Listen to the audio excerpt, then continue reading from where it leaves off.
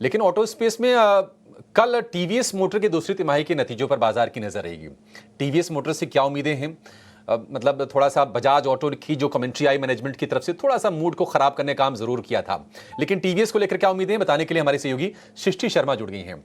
सृष्टि, बताइए टीवीएस किस तरह के नंबर्स आएंगे टीवीएस से?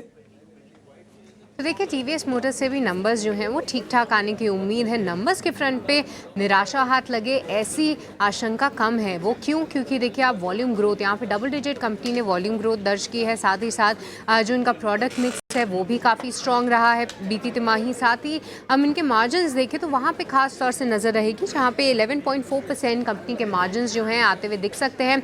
और टीवीएस मोटर्स की एक खास बात ये है कि लगातार कई महीनों से या कई तिमाहियों से रादर इनके जो मार्जिन है वो 10% के ऊपर रहे हैं और स्थिर मार्जिन जो है कंपनी पोस्ट कर रही है। तो मुझे नहीं लगता कि इस बार जो है नतीजों से कोई भी निराशा हाथ लगेगी।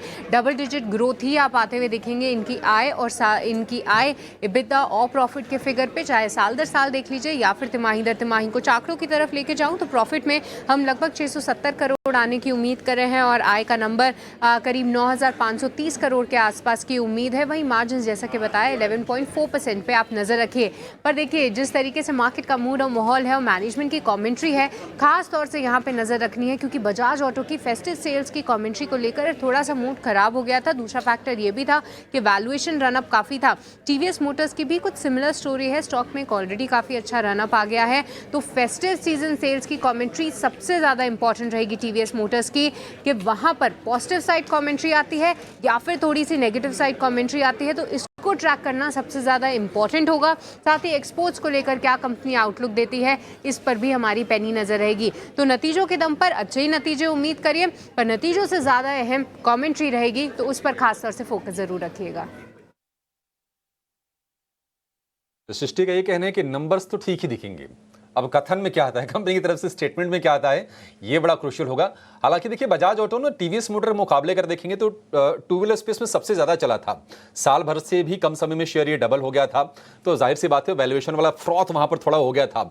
लेकिन टीवीएस मोटर, इनका कॉन्सेंट्रेशन ना साउथ इंडिया में थोड़ा ज्यादा है, तो ये देखना होगा कि टीवीएस को लेकर किस तरह की कमेंट्री आती है मैनेजमेंट की तरफ से। लेकिन मार्जिन इंप्रूव होते हुए दिखेंगे। मुनाफे के फ्रंट पर हम देख रहे हैं कि 25% के आसपास मुनाफा बढ़ता हुआ दिख सकता है।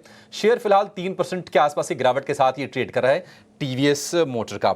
और अगर आप इसको महीने भर में देखेंगे तो नेगेटिव रिटर्न भी आपको टीवीएस मोटर के शेयर में दिखेगा।